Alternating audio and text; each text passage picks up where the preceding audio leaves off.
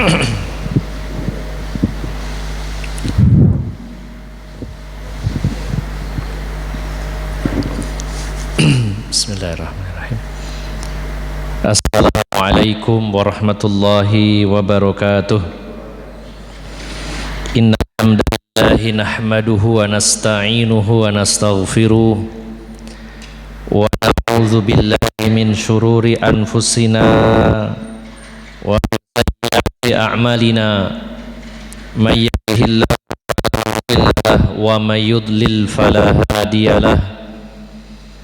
Asyhadu an la ilaha illallah wahdahu la syarika lah wa asyhadu anna Muhammadan abduhu wa rasuluhu la nabiyya ba'dah. Sallallahu alaihi wa ala alihi wa ashabihi wa tabi'in wa tabi'it tabi'in wa man tabi'ahum bi ihsanin ila yaumiddin. Ya ayyuhalladzina amanu taqullaha haqqa tuqatih ila wa muslimun amma ba'd. Bapak dan ibu-ibu jamaah Masjid Al-Mujahidin yang dirahmati Allah Subhanahu wa taala. Alhamdulillah, kita sangat bersyukur kepada Allah Subhanahu wa taala pada malam hari ini diberi kesempatan oleh Allah Subhanahu wa taala untuk bersama-sama mendirikan salat maghrib berjamaah. Dan insya Allah kita akan duduk di sini bersabar seraya menanti datangnya sholat isya, sambil juga kita bersama-sama belajar tentang Islam, bersama-sama untuk saling mengingatkan, bersama-sama untuk saling menguatkan, dan bersama-sama untuk saling mendukung bahu-membahu agar kelak kita semuanya bisa selamat sampai ke dalam surganya Allah Subhanahu wa ta'ala. Bapak Ibu yang dimuliakan Allah Subhanahu wa ta'ala, malam hari ini sebuah judul yang sebenarnya mungkin agak sedikit rancu karena ada pepatah dalam bahasa Indonesia, biar lambat asal selamat gitu ya. Tapi ini judulnya biar cepat asal selamat. Ya, ini hanya judul saja Pak ya, karena sekedar merangkum dari apa yang akan kita bahas.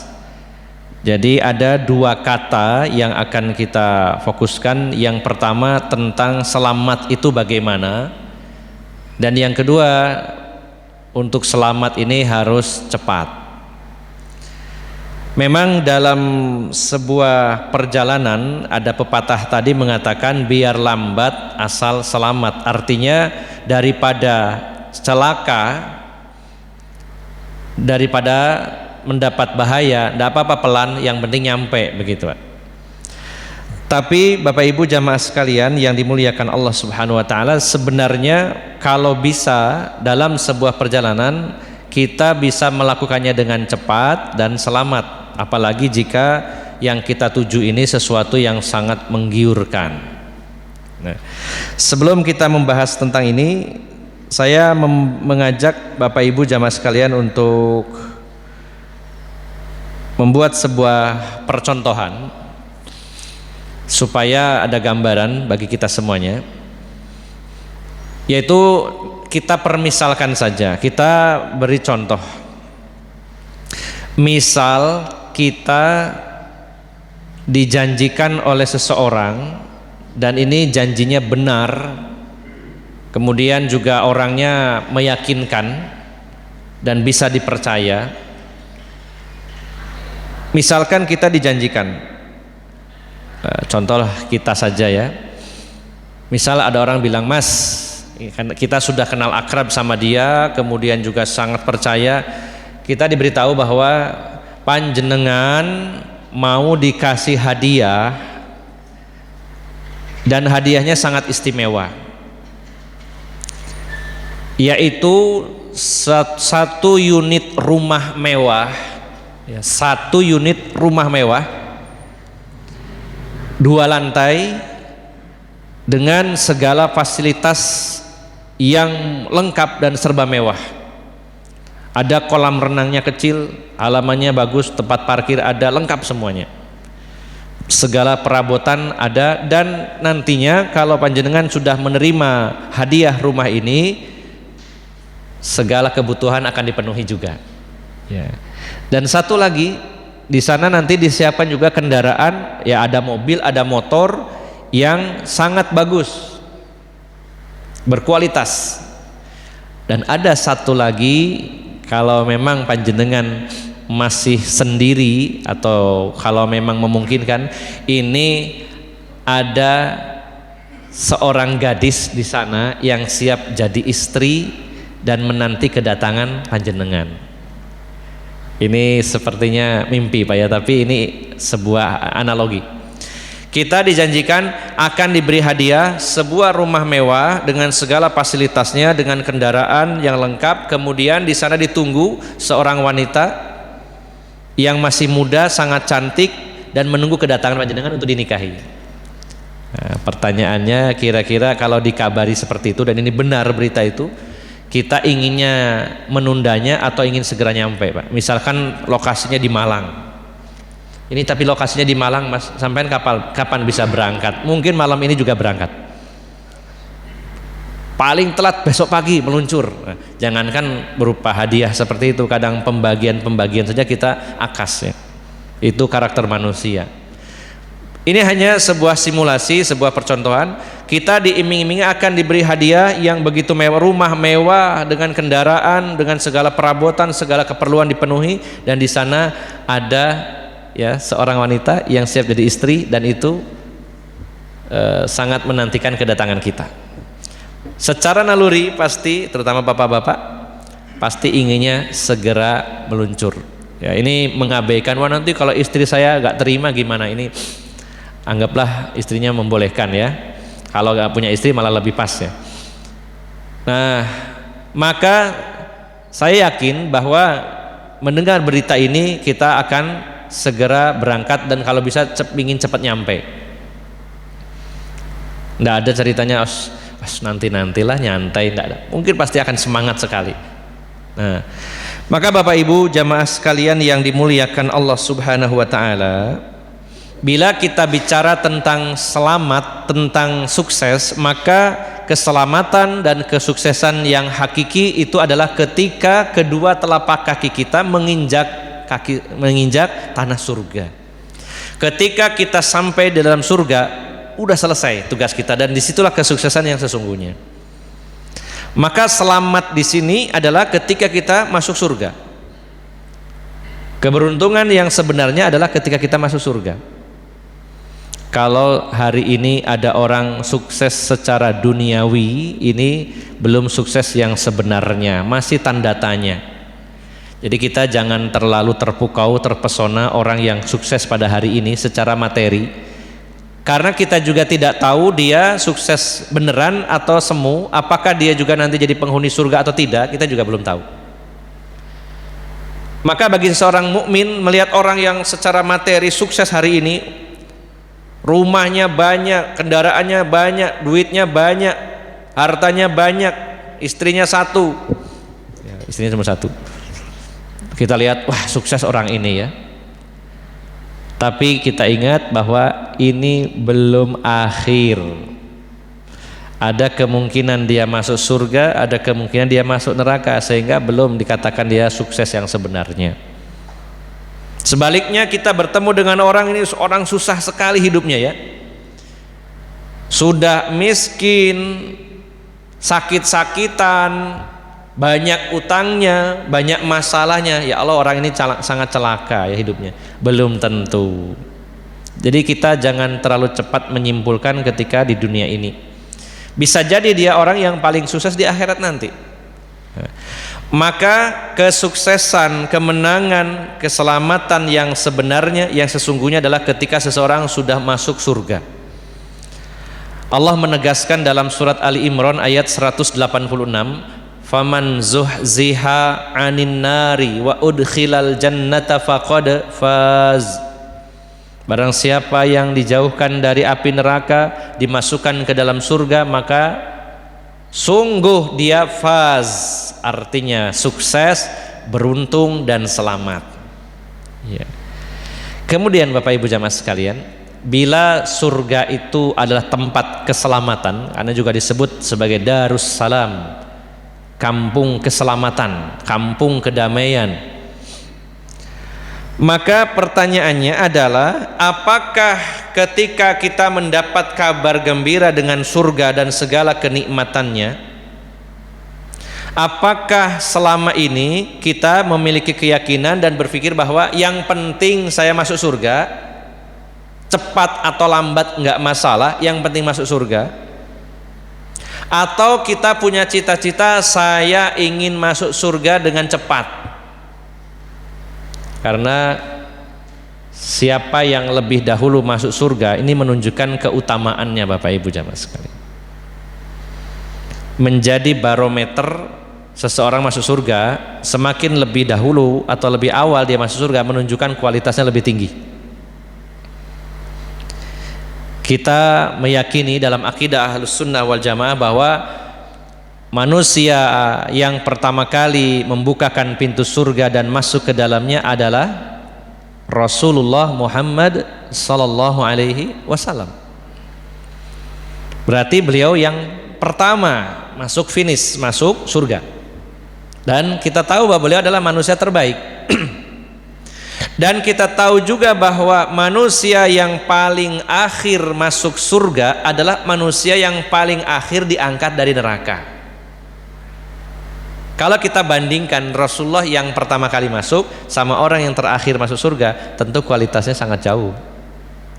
Nah, kita termasuk yang mana? Termasuk orang yang cepat ingin masuk surga atau nyantai-nyantai, Pak?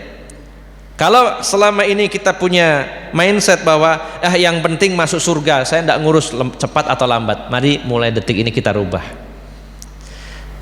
Mengapa? Karena yang pertama itu menunjukkan kualitas. Siapa yang lebih cepat masuk surga, kualitasnya bagus. Yang kedua, Bapak Ibu jamaah sekalian, perjalanan kita setelah kematian hingga ke surga nanti itu perjalanan yang sangat panjang, melelahkan, mendebarkan, penuh kekhawatiran dan lain-lainnya. Nah, kita ingin selesai melewati itu semua dengan cepat. Maka ini yang harus kita perbaiki, Pak. Ini poin kajian pada malam hari ini. Saya ingin mengajak kepada saya sendiri dan kepada bapak-bapak, ibu-ibu sekalian, bukan hanya sekedar minta surga, tapi juga kita harus minta cepat masuk ke dalamnya. Nah, pertanyaannya bapak-bapak pilih ingin cepat-cepat atau nanti-nanti, Pak? Cepat berarti kalau segera dipanggil siap ya, Pak? Ya, maksud saya bukan itu ya. Bukan berarti wah kalau cepat-cepat berarti sekarang pulang ke sana ya. Tidak juga. Maksudnya adalah semua sesi yang akan kita lalui, semua momen yang akan kita lewatkan di akhirat itu inginnya dilewati dengan cepat. Nah, ini akan kita bahas bagaimana supaya kita melalui momen-momen dan sesi-sesi di alam akhirat itu dengan cepat, dan semua itu bisa kita pesan pada hari ini selagi kita masih hidup. Ada pilihan-pilihan bagi kita untuk mendapatkan fasilitas terbaik selama perjalanan menuju surganya Allah Subhanahu wa taala. Bahkan masuk surga pun kita jangan sampai masuk surga yang penting masuk, saya nggak pedulilah, yang penting masuk surga, wong emperannya surga ya pasti bagus kok, saya nggak masalah masuk enggak. Ini anjuran Nabi Muhammad SAW. Beliau dalam hadis Bukhari dari Abu Hurairah, Rasulullah bersabda, inna fil jannati mi'ata darajah, sesungguhnya surga itu ada 100 tingkat, ada 100 level. Antara satu level dengan berikutnya itu sejauh antara langit dan bumi. Dan ada 100, Pak, ada 100 tingkat. Lalu Rasulullah SAW bersabda, ini sebuah anjuran, fa idza sa'altallaha al-jannata fas'aluhu fil al-firdaus fa innahu awsatul jannah.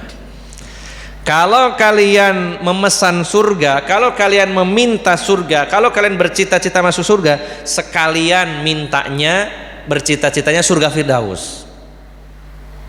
Karena surga Firdaus adalah surga yang paling tengah dan paling atas, pusatnya surga.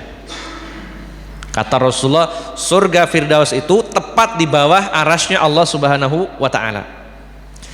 Dan dari surga Firdaus itu mata air seluruh sungai-sungai yang ada di surga lainnya. Kalau kita tahu tentang sungai, maka kalau ada di sumbernya, di mata airnya, pasti yang paling jernih, paling bagus kualitasnya. Surga Firdaus itu yang level tertinggi, berarti kalau dianggap level 1 sampai 100, surga Firdaus itu level 100, tapi yang tengah-tengah. Dan dari sana mengalir air sungai surga yang lainnya. Mata airnya ada di surga Firdaus. Jadi Bapak Ibu jamaah sekalian, keselamatan, kemenangan yang hakiki adalah ketika kita masuk surga, dan kita harus merancangnya, bahkan memesannya dari sekarang, dan selalu kita minta, kita berupaya untuk mendapatkan yang terbaik di dalam surga maupun perjalanan menuju ke sana.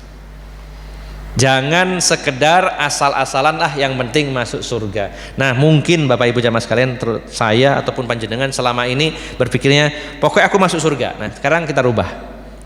Bagaimana caranya kita masuk surga, di surga yang levelnya tinggi, kemudian juga perjalanan menuju sana dipercepat oleh Allah Subhanahu wa taala.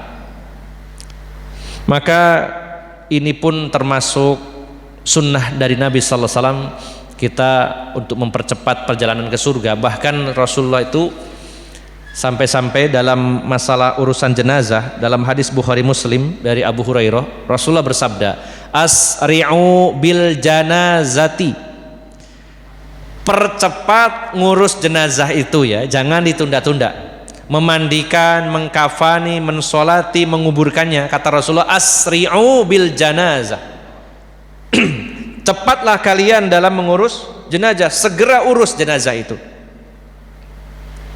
Fa in taku solihatan fa khairun tuqaddimunaha, kalau jenazah tadi itu adalah orang yang soleh, yang baik, maka kalian akan mempercepat kebaikan untuknya.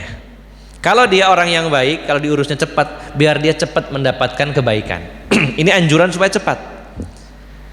Wa in yaku siwa dzalika fasyarrun tad'unahu an riqabikum, kalau dia orang yang tidak saleh, orang yang jelek, dengan dipercepat pengurusan jenazahnya, setidaknya kalian lebih cepat meletakkan keburukan dari pundak kalian. Nang wis iki wong elek istang julno gitu ya. Nah, ini satu pelajaran, satu sunnah Nabi SAW, bahwa perjalanan akhirat ini harus cepat, karena setiap orang tidak sama dalam setiap momen, di setiap persinggahan di alam akhirat masing-masing ada perbedaan, ada yang cepat, sedang, dan ada yang lambat. Nah, mari Bapak Ibu jamaah sekalian, kita pesan dari sekarang, kita rancang, kita pesan, kita melakukan upaya di setiap momen itu kita mendapatkan fasilitas terbaik. Yang pertama, kita runtut dari awal, yaitu kita bisa memilih fasilitas saat kematian kita. Mau pilih kematian model yang bagaimana? Semua memang sudah ditakdirkan oleh Allah, tapi kita tidak tahu takdir kita, maka kita akan berjuang, berusaha, seraya berdoa kepada Allah, meminta fasilitas yang terbaik saat kematian kita. Karena ternyata proses kematian manusia itu tidak sama. Ada perbedaan yang signifikan antara orang-orang mukmin dan orang kafir. Ya, pernah kita bahas tentang perjalanan ruh dalam hadis riwayat Ahmad dari sahabat Bara' bin Azib. Kematian orang beriman dan kafir bedanya jauh banget. Kalau secara lahiriah kita melihat orang meninggal mirip, padahal kejadiannya berbeda. Kebanyakan manusia itu melihat orang meninggal itu dari sebab kematiannya, bukan bagaimana kondisi matinya. Kebanyakan manusia itu melihat orang meninggal itu dari sebab kematiannya, bukan bagaimana kondisi matinya. Kebanyakan manusia itu melihat orang meninggal itu dari sebab kematiannya, bukan bagaimana kondisi matinya. Kebanyakan manusia itu melihat orang meninggal itu dari sebab kematiannya, bukan bagaimana kondisi matinya. Banyak orang yang salah kaprah menilai jelek dan baiknya kematian seseorang dari kondisi orang tersebut saat mati. Maksudnya dalam kondisi, dalam arti sebab kematiannya. Ada orang berpikir, wah, oh, orang ini matinya kelindes truk, ya Allah, sampai penyet ya badannya. Banyak orang berpikir, ini dosa apa yang dia lakukan, apa yang telah dia lakukan, ya. Seolah-olah kalau orang matinya mengenaskan itu selalu buruk. Dan berapa banyak orang melihat ada orang meninggalnya di atas tempat tidur, klek mati, ya. Oh, iki wong apik enak ya mati. Nah, kebanyakan orang menilainya dari sebab kematiannya, bukan saat itu kondisi dia bagaimana keimanannya, bagaimana amalnya, apa yang dia ucapkan. Nah, maka Bapak Ibu jamaah sekalian yang dimuliakan Allah Subhanahu wa taala, jangan terfokus dengan sebab atau penyebab kematiannya, tapi bagaimana kondisi iman orang tersebut, bagaimana kondisi amal orang tersebut saat meninggal dunia. Dan ini bisa kita upayakan walaupun di luar kemampuan kita, tapi bisa kita upayakan dan berdoa kepada Allah Subhanahu wa taala agar kita meninggal dalam keadaan mukmin. Ya. Karena dalam hadis Ahmad dari sahabat Bara bin Azib, orang-orang beriman itu saat meninggal dunia menjelang wafatnya turunlah malaikat-malaikat yang berpakaian serba putih, wajahnya bersinar lebih terang dari sinar matahari dan duduk sejauh mata memandang. Setelah itu hadirlah malakul maut, malaikat pencabut nyawa di sampingnya. Apa yang dilakukan malaikat maut tidak dicabut langsung, tapi diminta. Dia mengatakan, ya ayyatuhan nafsut thayyibah, wahai jiwa yang baik, wahai ruh yang baik, keluarlah menuju ridho Allah dan ampunannya. Cukup diperintah, ruh itu berjalan dari arah bawah, dari ujung kaki merambat naik ke atas. Yang mati duluan telapak kakinya, terus betisnya mati, terus pahanya, terus sampai di tenggorokan. Maka ketika di tenggorokan dia sudah bisa melihat alam akhirat, dan setelah itu ruhnya lepas lewat atas, dan Rasulullah menyatakan innar ruha tabi'ahul basar, sesungguhnya ruh itu akan diikuti oleh pandangan mata orangnya. Jadi mendeli itu melihat ruhnya keluar. Jangan dianggap wah wonge medeni mati ke mendeli, padahal dia melihat ruhnya sendiri keluar. Nah, maka orang beriman fasilitas kematiannya sangat bagus, halus, disuruh keluar sendiri. Dan juga dibawa oleh para malaikat tadi, dimasukkan ke dalam kain kafannya sendiri dari surga. Sehingga keluar semerbak wangi yang luar biasa, tidak pernah ada sewangi itu, dan dibawa naik ke langit 1, 2 sampai 7. Semuanya malaikat menyambut dengan baik. Setelah itu baru dikembalikan ke alam kubur. Kalau orang kafir, malaikat yang hadir berpakaian serba hitam, menyeramkan, wajahnya gelap, dan malakal maut menyuruh, wahai ruh yang jahat, keluarlah menuju kemurkaan Allah. Dan ruh ini tidak mau keluar, akhirnya dicabut dengan paksa. Nah, bedanya di situ, Pak.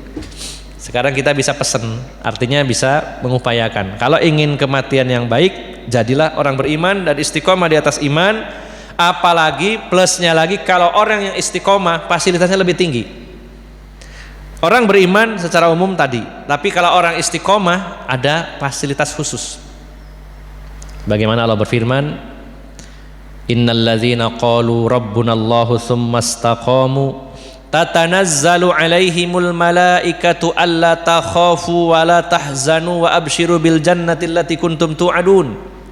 Nahnu awliya'ukum fil hayatid dunya wa fil akhirah. Dan orang-orang yang mengatakan kami telah beriman dan istiqomah di atas iman, maka saat kematiannya turunlah malaikat-malaikat yang akan menghibur dia. Saat kita akan meninggal itu kondisi yang sangat kritis, Pak. Setan itu menggoda habis-habisan, terutama saat kita akan meninggal dunia, karena itu kesempatan terakhir dia menggoda kita. Dan akhir atau keadaan akhir itu yang paling menentukan. Rasulullah telah menyatakan innamal a'malu bi khawatimiha. Amal itu yang akan jadi barometer yang terakhirnya dia dalam keadaan mukmin atau kafir, dalam keadaan bertauhid atau syirik. Maka saat kita menjelang meninggal dunia itu saat yang sangat kritis, godaan syaitan, kemudian ada rasa khawatir tentang kehidupan setelah ini. Namanya juga Pak belum pernah masuk ke alam, ya alam akhirat ini belum pernah kita masuki, dan kita akan masuk ke sana pastinya sesuatu yang belum pernah kita masuki. Kita masih berpikir jangan-jangan di sana gimana ya nasib saya, wah saya meninggal sendirian ini gimana ya nanti di alam kubur. Itu pasti terpikir Pak oleh kita nanti saat meninggal. Nanti kalau saya dikubur gimana ya, bagaimana di padang mahsyar, bagaimana di jembatan Sirat dan lain, itu kepikir. Belum lagi di sebelahnya ada istrinya yang nangis, anaknya berkumpul di dalam rumah. Ya Allah, ini istriku maringane tak tinggal padahal saya enom iki maringane rabi mana ya opo ya. Mungkin ada pikiran begitu. Anak-anakku saya cilik-cilik, saya lucu-lucu, aku maromane mati. Rumah ini sudah saya bangun dengan susah payah. Ya, kendaraan akan saya tinggalkan semuanya. Ini pasti ada perasaan itu saat kita meninggal dunia, manusiawi. Maka orang-orang yang istiqomah satu tingkat di atas orang mukmin yang biasa, karena orang-orang istiqomah akan dihibur oleh malaikat yang sengaja Allah kirimkan untuk menenangkan kita. Malaikat itu kan mengatakan Allah takhafu, kamu nggak usah khawatir dengan kehidupan yang yang akan kamu lalui. Jangan khawatir dengan yang akan kamu lewati. Wala tahzanu, jangan sedih dengan apa yang kamu tinggalkan. Nggak usah khawatir dengan masa depan, nggak usah sedih dengan masa lalu dunia ini. Wa absyiru bil jannah, bergembiralah kamu dengan surganya Allah. Di sana itu semuanya jauh lebih baik, lebih sempurna dari dunia yang akan kamu tinggalkan. Nggak usah khawatir. Kami ini akan menjadi temanmu di dunia sampai di akhirat. Jangan khawatir, akan mendampingi kamu terus. Nah, ini fasilitas khusus untuk orang-orang yang istiqomah. Jadi kalau orang-orang mukmin yang lainnya kelasnya mungkin kelas, ya anggaplah kelas ekonomi, yang istiqomah ini kelas bisnis. Nah, ada lagi yang kelas eksekutif. Meninggalnya lebih mudah lagi. Dalam hadis yang diriwayatkan Imam Tirmizi, Ibnu Majah, Imam Nasai dan juga Ad-Darimi dan juga Imam Ahmad, dari Abu Hurairah, beliau berkata, qala Rasulullah sallallahu alaihi wasallam, ma yajidu syahidu min mashil qatli illa kama yajidu ahadukum min mashil qarsah. Seorang yang mati syahid itu tidak merasakan cengkraman kematian kecuali seperti seseorang yang merasakan gigitan semut. Matinya mudah banget. Makanya walaupun kondisinya mungkin mengenaskan, badannya hancur kena bom, kepalanya tertembak sampai berlubang, dadanya tertembak sampai tembus, kalau dia mati syahid berjuang di jalan Allah Subhanahu wa taala, kematiannya sangat mudah seperti seseorang merasakan gigitan semut. Celekit, aduh semut. Nah, paling dipites semutnya biasanya gitu. Kayak gitu saja. Nah, oleh karena itu Bapak Ibu jamaah sekalian yang dimuliakan Allah Subhanahu wa taala, sekarang saatnya kita berupaya dan sekaligus berdoa meminta kematian yang model apa kepada Allah Subhanahu wa taala. Mudah-mudahan dengan fasilitas yang tertinggi. Setelah itu masuk alam kubur. Di sini pun ada perbedaan nasib orang-orang. Orang-orang yang waktu di dunia tidak pernah mengenal Allah, tidak mengenal Rasulullah sallallahu alaihi wasallam, tidak mengenal agama ini, dia tidak akan sanggup menjawab pertanyaan malaikat munkar dan nakir. Dan orang-orang yang waktu di dunia ini memiliki ma'rifatullah wa ma'rifatun Nabi sallallahu alaihi wasallam wa ma'rifatud dinil Islam bil adillah, mengenal Allah, mengenal Rasulullah, mengenal Islam dengan dalil, dia akan dengan tegas, lugas menjawab pertanyaan malaikat munkar dan nakir. Bukan hanya bisa menjawab tapi juga tenang. Nah, ini yang penting, Pak. Tenang dalam bahasa Al-Quran disebut sebagai as-subat, teguh hatinya. Ya karena Pak, di dalam kubur itu kita hanya sendirian. Ada orang sempat bertanya ke saya, Ustadz, kalau saya nanti dikubur di sebelah kuburan ibu saya, kemudian nanti bapak saya juga di situ, apa nanti itu di alam kuburnya bisa saling berkunjung? Ya, sambil nunggu kiamat datang, ayo kopdar, ya, kumpul-kumpul.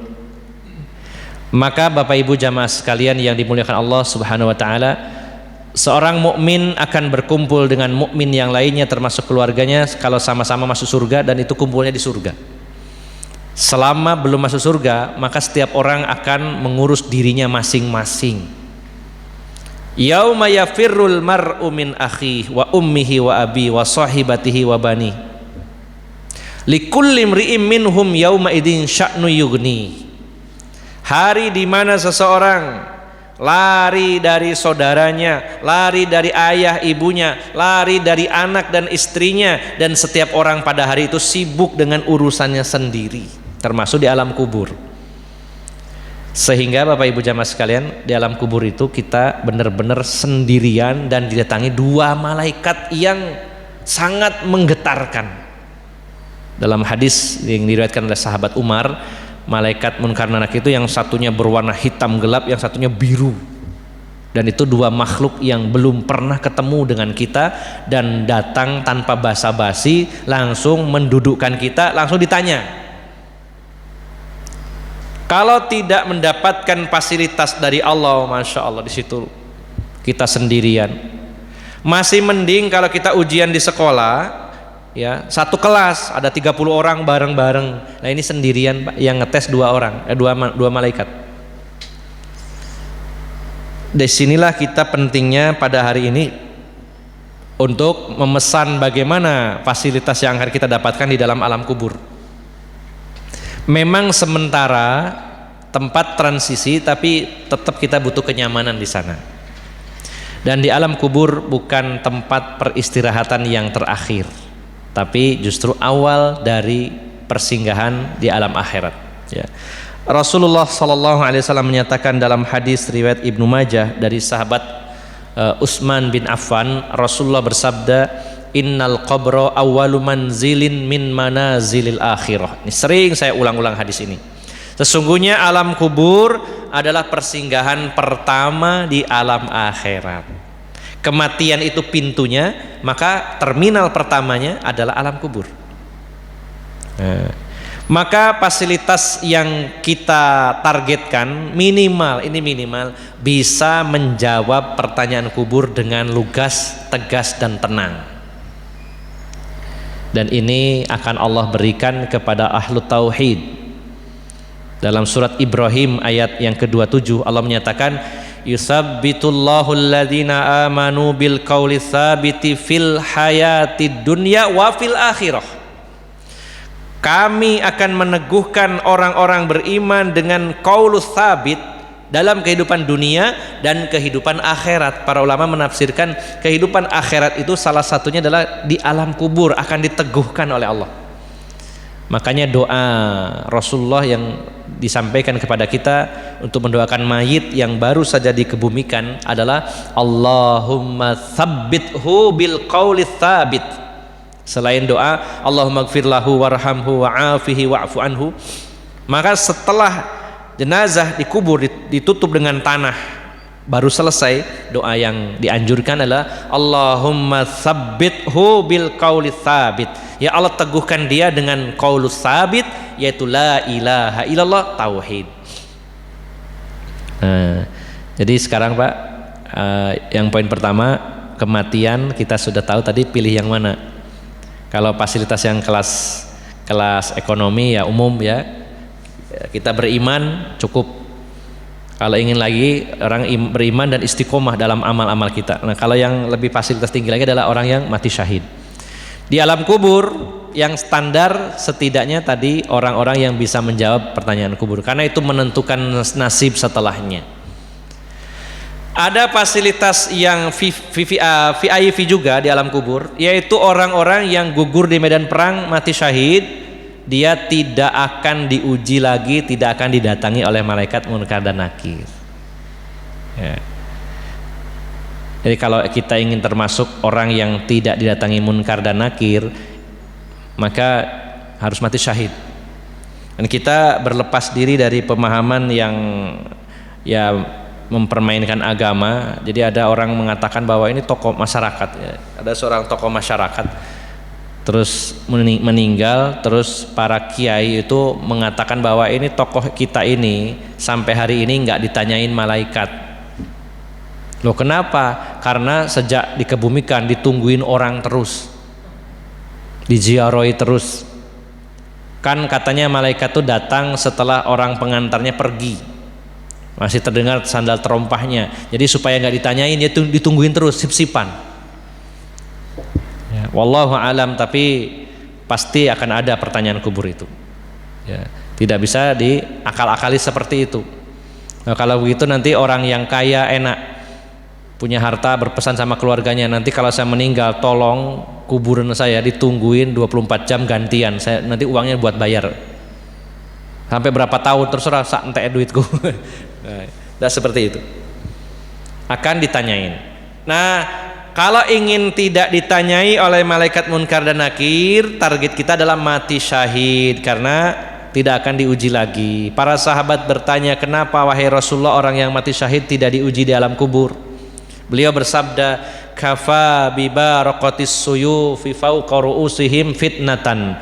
Cukuplah kilatan pedang di atas kepala mereka saat meninggal, cukup sudah jadi ujian baginya.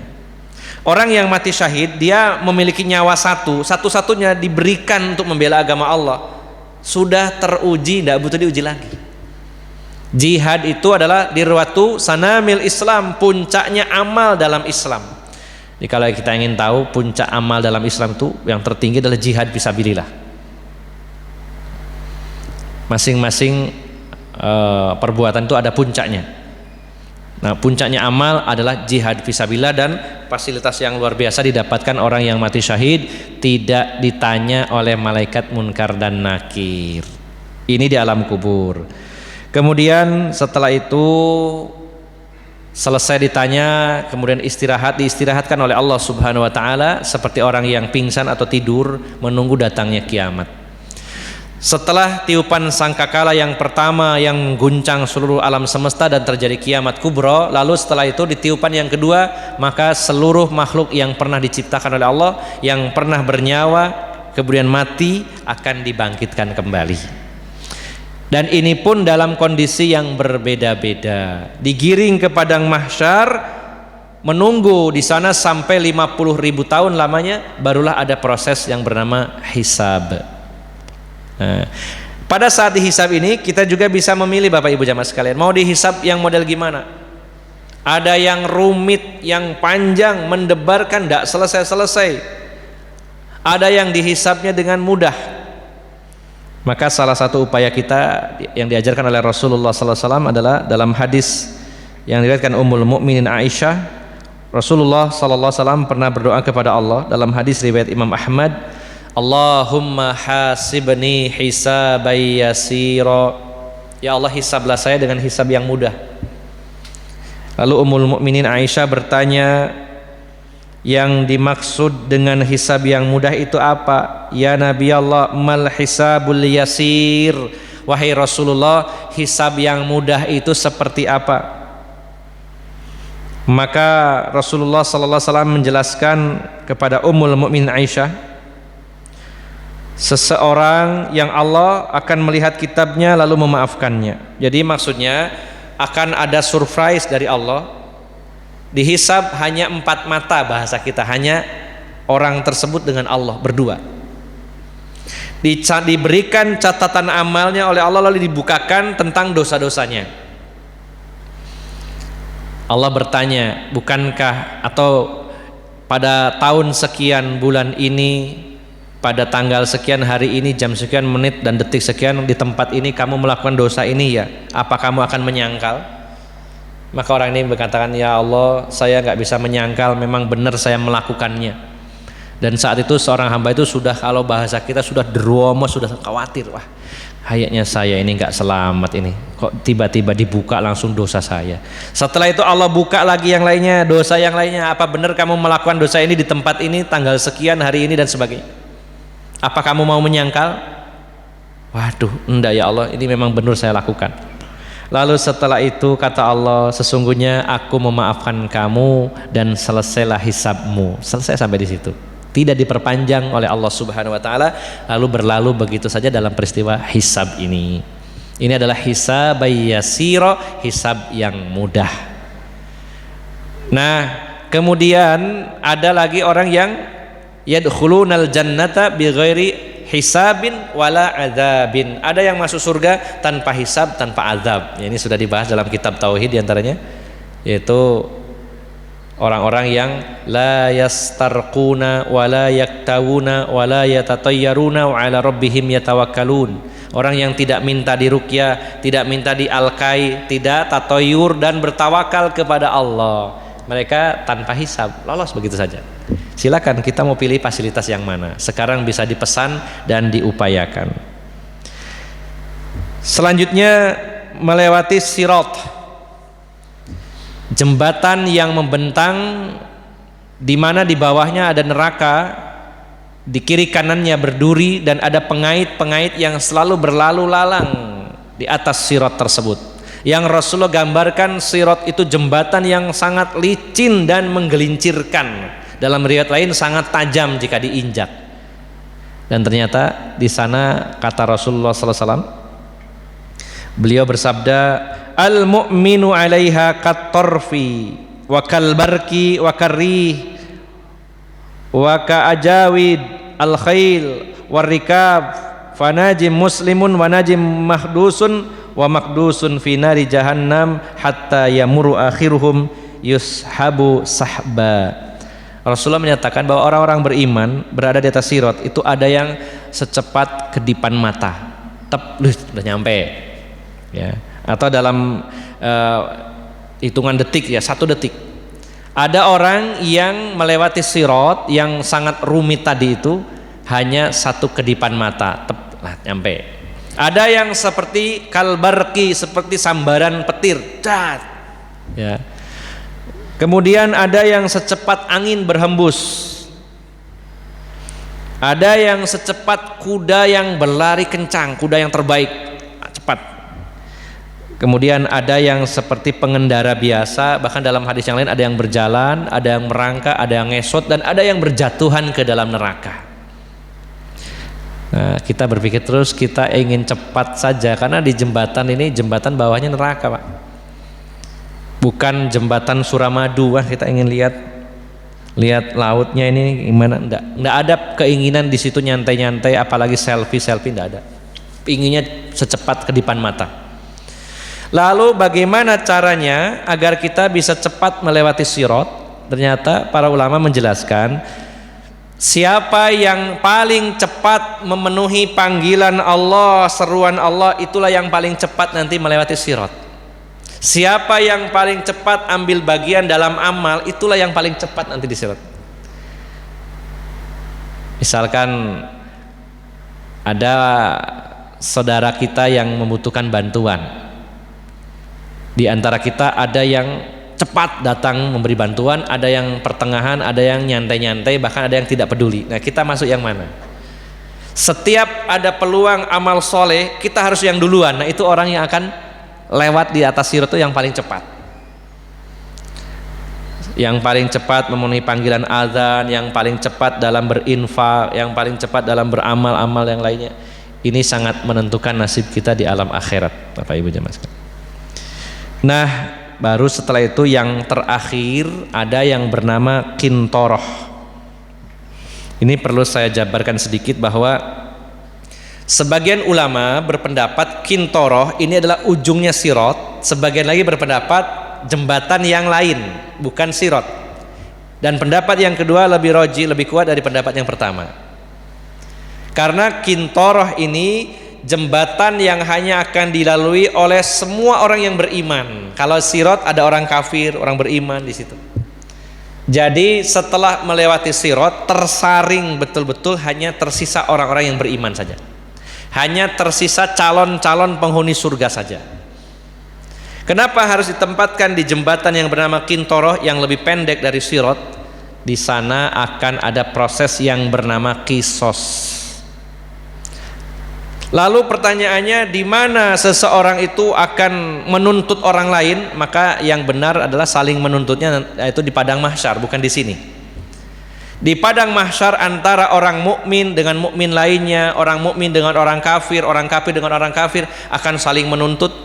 Disitulah yang disebutkan oleh Nabi, hadis Nabi SAW tentang al-muflis, yaitu orang yang bangkrut karena dia membawa banyak pahala, dia sholat, dia zakat, dia haji, umroh, sodako, baca Quran, bawa pahala banyak, tapi dia pernah menzolimi si A, pernah membunuh si B, pernah memukul si C, pernah menggibah si D, pernah mencemarkan nama baik si E, dan seterusnya.